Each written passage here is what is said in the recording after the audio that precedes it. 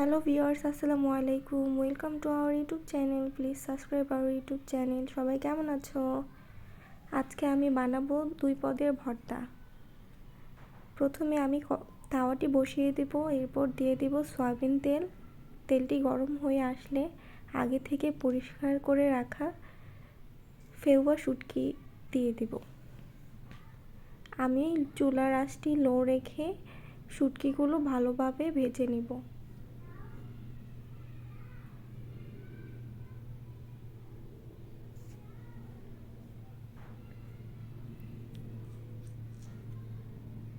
এখন এগুলো চুলা থেকে নামিয়ে নেব। আমি এখানে 4টি শুকনো মরিচ এবং পরিমাণ মতো লবণ দিয়ে বেটে নেব।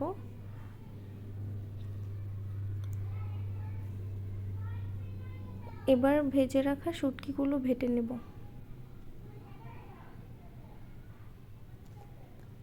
আমি এই শুটকিতে কাঁচা পেঁয়াজ ব্যবহার করব। এই শুটকিতে কাঁচা পেঁয়াজ ব্যবহার করলে খেতে অনেক মজার হয়।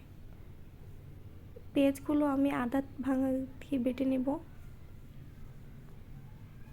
এটা ফেওয়ার শুটকি বলে, আবার অনেকে বাঁশপাতার শুটকিও বলে।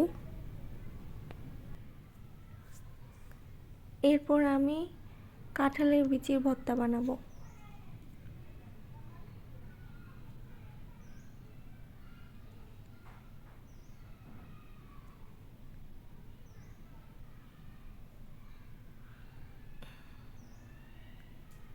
আমি এগুলো এখন বাটিতে তুলে নেব।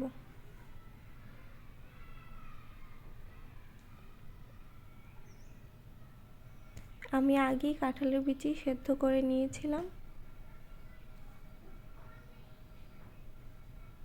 4টি শুকনো মরিচ এবং পরিমাণ মতো লবণ দিয়ে দিলাম। ভালোভাবে বেটে নেব।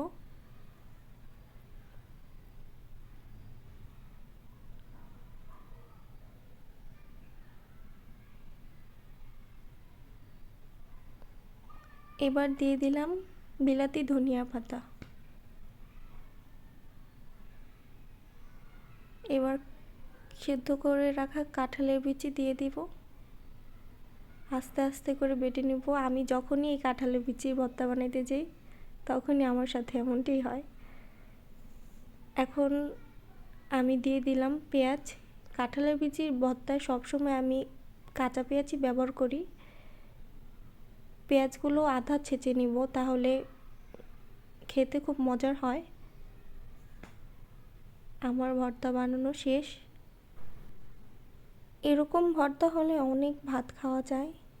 এরকম আরও ভিডিও পেতে আমার ইউটিউব চ্যানেলটি সাবস্ক্রাইব করুন, বেল আইকনে ক্লিক করুন, একটি লাইক দিন, কমেন্ট করে জানান।